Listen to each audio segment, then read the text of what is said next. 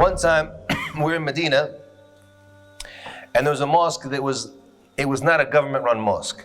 The Imam, there was two Imams. There were Imams and Muadhin at the same time. One from Morocco, very nice voice, Hafiz, and another one from Sudan, also mashallah, Hafiz of the Qur'an. They led the prayer. Obviously, you have some of these tribal things. People think, that the Saudi is the better Imam because he's the Saudi guy, right? Some of these old guys, they have this outlook. So when the Imams wouldn't come, this old guy would always put himself to lead the prayer, even though he shouldn't have been the Imam. Clearly from his deen, from his knowledge, we knew this, but because he thought he was better than us because he was Saudi and us foreigners shouldn't lead the prayer. Anyways, we didn't want to make any fitna, so we let him lead the prayer. And there was like 10 students from the university there during this day, so any of them was more suitable than him. But he led the prayer. So he's reading in the prayer in the second rak'ah, and he stands up without making the tashahhud, stands up directly to the third rak'ah.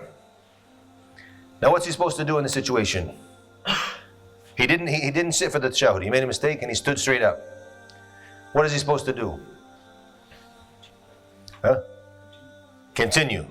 A lot of people say sit back down, but that's a mistake, because this is something that's wajib, whereas the pillar or the essential component of the prayer, the rukn, is standing, and that's more important than the tashahhud, which is wajib only. In the Prophet, he missed it once and he didn't go back. So we know this from the sunnah that you're not supposed to go back.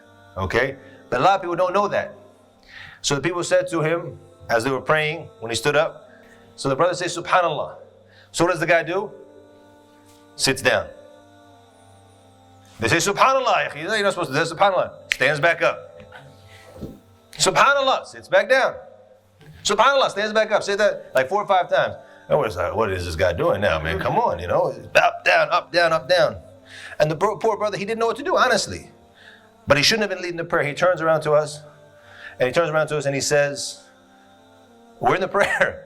He said, Ikhwan, I don't know what I'm supposed to do. It's okay, now you've ruined our prayer for us. You should have known that before you led the prayer and force yourself to lead the prayer. So we had to start over from scratch and lead the prayer from the beginning, because he didn't know what to do. But if somebody knew what to do, alhamdulillah. I was giving the Eid khutbah, Eid al-Fitr in the past in Cork, in Ireland. And I got up and I forgot to say the 5 takbirs, which is from the Sunnah of Eid. Not something you have to do, obviously, it's from the Sunnah. And I started to read Al-Fatiha. Subhanallah. So I forgot takbirs. Obviously I know because I studied, I can't go back and do takbirs. I'm reading Al-Fatiha. I have to continue. This is the correct opinion. Because this is something that's an essential component. You have to read Al-Fatiha. Whereas the takbir is from the Sunnah.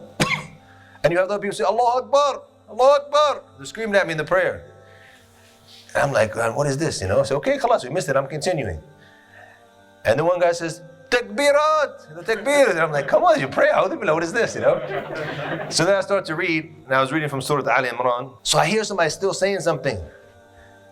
So I'm like, I stopped. Did I make a mistake? Because after we read the Fatiha and this and quiet down a little bit, there was somebody here, he still wanted to know. I had to continue reading I had to go back to these takbirs. He said, Allahu Akbar, Allahu Akbar, I said, SubhanAllah. Then I finished the khutbah. I finished the salat. I want to give the khutbah. And there's some that really upset the fact that I forgot. So I had to explain to them that from an Islamic fiqh standpoint, I'm not supposed to go back. Sahih, it was a mistake, but it's not something even you have to make the shahud for at the end of the sahu.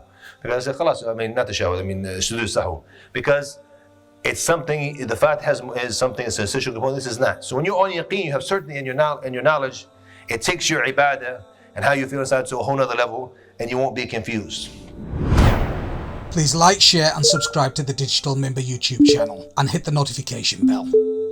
Please also like, share and subscribe to our Facebook and Twitter. Links in the description of this video.